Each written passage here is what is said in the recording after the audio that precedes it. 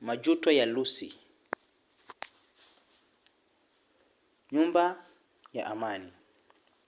Tunafungua kwenye chumba cha sebule kilichojazwa na utulivu, ambapo Juma na Amina wanacheka pamoja, wakifurahi kwa jioni ya kimapenzi.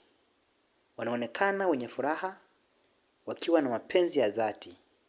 Wanashikana mikono na kubadilishana mabusu ya upole. Juma akiwa na tabasamu. Unajua, siamini kama tumekuwa pamoja kwa miaka 5 sasa.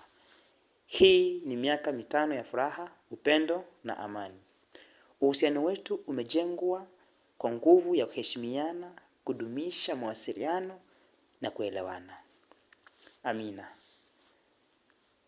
Najua muda unakwenda haraka ukiwa na mtu mzuri kama wewe. Hatuwezi kudumu pamoja kama hatuwezi kuelewana, lakini tumejenga kitu kizuri. Najiuliza, kama tutakuwa pamoja kwa miaka mingine 5 zaidi au 20 au labda milele. Mapenzi yao yanaonekana wazi. Hii ni jioni ya furaha, lakini mionekano ya uso wa Amina yadhihirisha kuwa kuna mawazo mengi akilini mwake. Hata hivyo, anasisitiza furaha ya wakati huo. Kwa mazingira tofauti, tunamuona Lucy, mwanamke ambaye ana historia ya kuharibu uhusiano wa watu wengine. Yeye ni aina ya mtu anayependa kuzua drama, mara nyingi akichochea na kupanda mbegu za mashaka. Anaishi peke yake katika nyumba ndogo inayozungukwa na majirani wenye familia nzuri. Anaangalia kwenye kioo cha simu yake huku akicheka mwenyewe. Lucy akicheka kwa upole. Hii itakuwa nzuri. Juma na Amina wanajivunia sana kwa uhusiano wao. Lakini kila mtu anajua kwa furaha ni ya muda mfupi. Nataka kuona kama nikiingilia kati itaweza kubadilisha hali. Ni mara chache mtu anapata nafasi ya kuona mapenzi yakianguka mbele ya macho yake. Leo itakuwa yangu.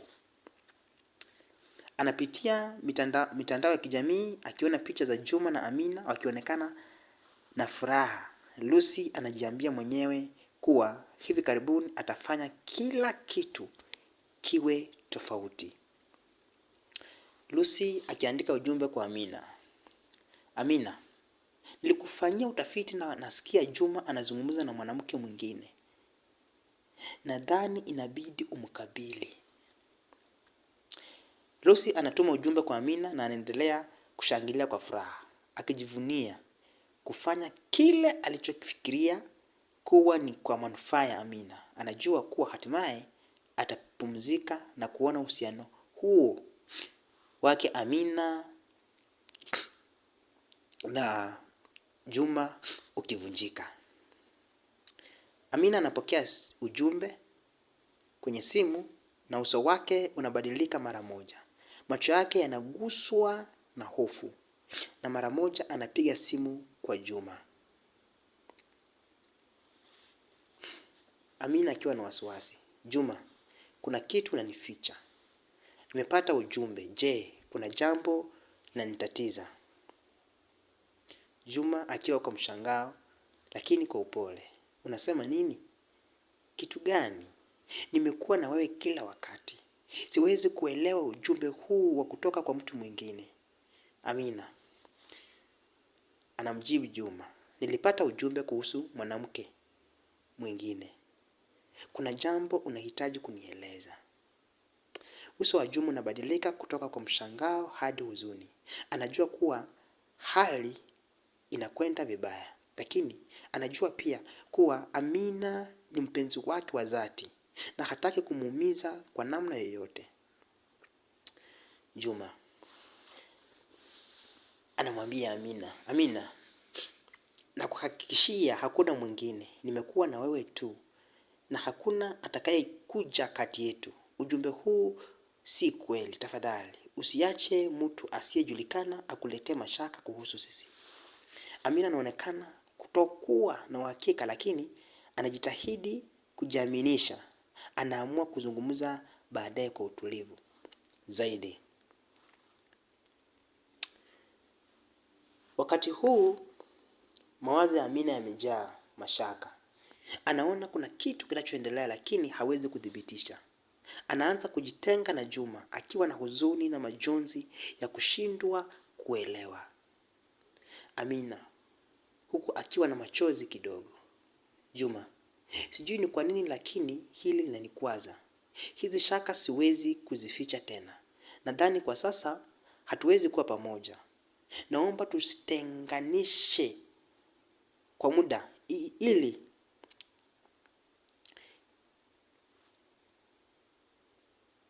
kila mmoja ajifunze na kujiimarisha. Amina anaendelea kumwambia Juma kwamba wajitenganishe kwa muda.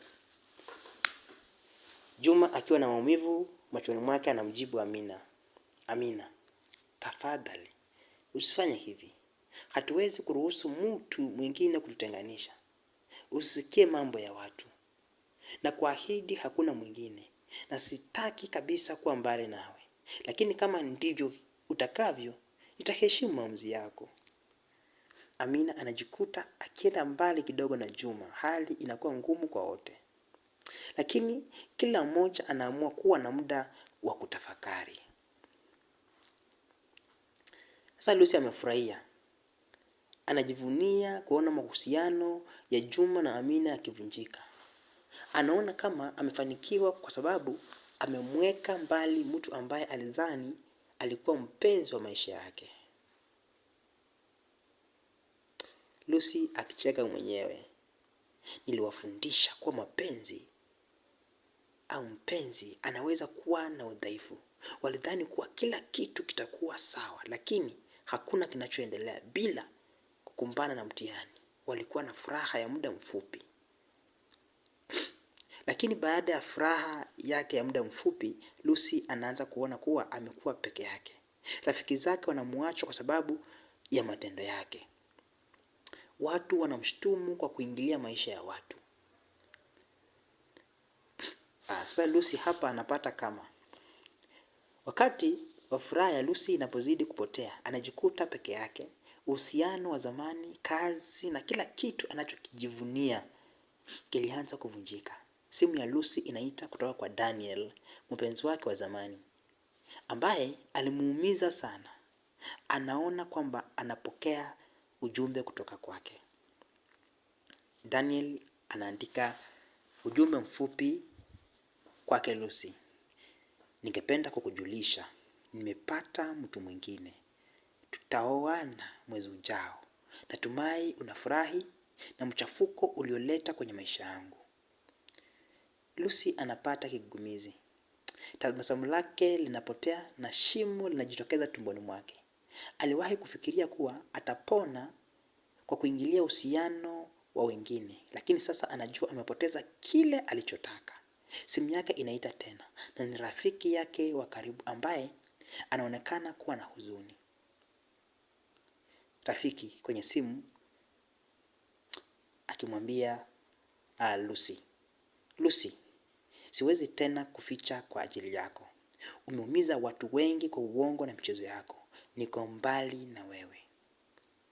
Lucy anashikwa na simanzi. Anajua sasa jinsi alivyoharibu maisha ya wengine na kupoteza kila kitu alichokuwa nacho. Baada ya miezi kadhaa ya kutengana, Amina na Juma wanakutana tena kwa mara ya kwanza. Wote wawili. Takriban miezi kadhaa. Wote wawili wamejifunza kutokana na matatizo yao. Wamekuwa imara zaidi na wamesameheana kwa makosa yaliyojiri. Juma akiwa na upole na kwa furaha. Amina, tumekutana tena baada ya kupitia majaribu. Nimejifunza kuwa sina chochote cha thamani zaidi kuliko wewe.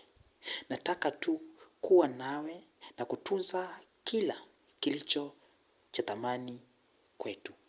Sababu ubaya wako ni mimi najua. Uzuri wako ni mimi najua pia. Vile vile unatakiwa ujue kwamba uzuri wangu ni wewe unatakiwa ujue. Vile vile ubaya wangu ni wewe unatakiwa ujue. Na sio mtu mwingine.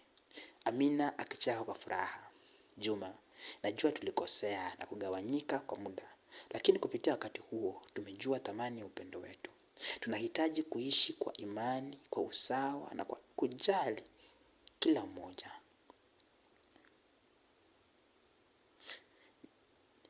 Nimekuwa nimekumisi sana.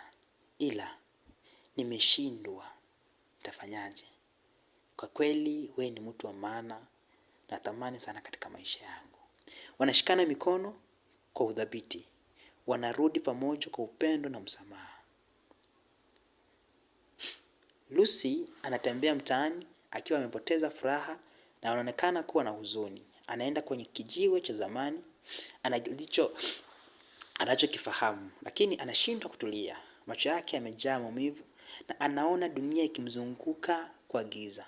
Anapita mbele ya nyumba ya Amina na Juma, akikumbuka nyakati nzuri walizokuwa nazo pamoja. Lucy akiongea mwenyewe kwa huzuni.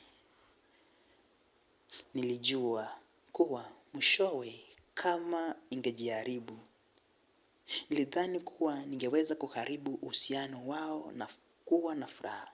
Lakini sasa najua kwamba kila nilichofanya kilikuwa kisichoweza kurekebishwa. Wamejifunza kutoka kwa makosa yao, lakini mimi naendelea kutumbukia kwenye giza. Kwa sababu marafiki zangu wote wametoroka. Ukiangalia Daniel mpenzi wangu amepata mtu mwingine, ameniacha pia.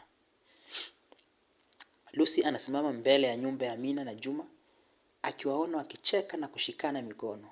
Anaona furaha yao, lakini anajua kwamba yeye amepoteza kila kitu. Huzuni na majuto yanamkumba. Anakumbuka alivyokuwa akicheka kwa furaha wakati walivyokuwa wanapitia shida, akijua fika kuwa alicheza na maisha wengine. Lucy akilia kwa huzuni. Nilikosea. Nilijua kwamba kujifurahisha kwa karibu mahusiano ya wengine hakungeleta furaha kwangu. Sasa najua hakuna kinachothamini zaidi kuliko upendo wa kweli na heshima kwa wengine. Lucy anatembea akielekea mbali, akiwa amejaa majuto na aibu kwa kila alichofanya. Anaelekea kwenye kivuli cha mtaa, akijua kuwa maisha yake yatakuwa na changamoto za kutafuta msamaha na kurekebisha makosa aliyojiingiza kwayo. Funzo la hadithi ni kwamba hadithi hii inatufundisha kwamba kila kitendo chetu kina madhara, na haya madhara mara nyingi huturudia kwa njia ya kama. Lucy alijua kuwa kufanya maovu kwa wengine kungeleta furaha kwake, lakini mwishowe anajikuta akipoteza kila kitu alichokuwa nacho: marafiki, mpenzi wake Danieli na vitu zingine. Furaha pia imepotea. Kama inatujenga na kutufundisha kuwa upendo wa kweli, heshima na uaminifu ndio vitu vinavyoleta furaha ya kudumu. Hata tunapojaribu kuchonganisha au kuharibu uhusiano ya wengine kwa maslahi yetu binafsi, hatuwezi kupata amani ya ndani.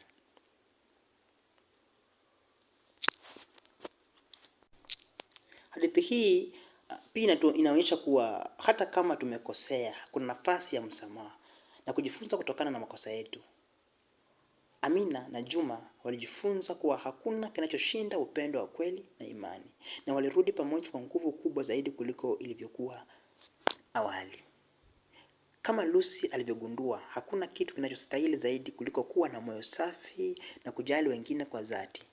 Matendo yetu yataturudia, na tunapojitahidi kujenga dunia nzuri kwa wengine, hatimaye tutajengea sisi wenyewe.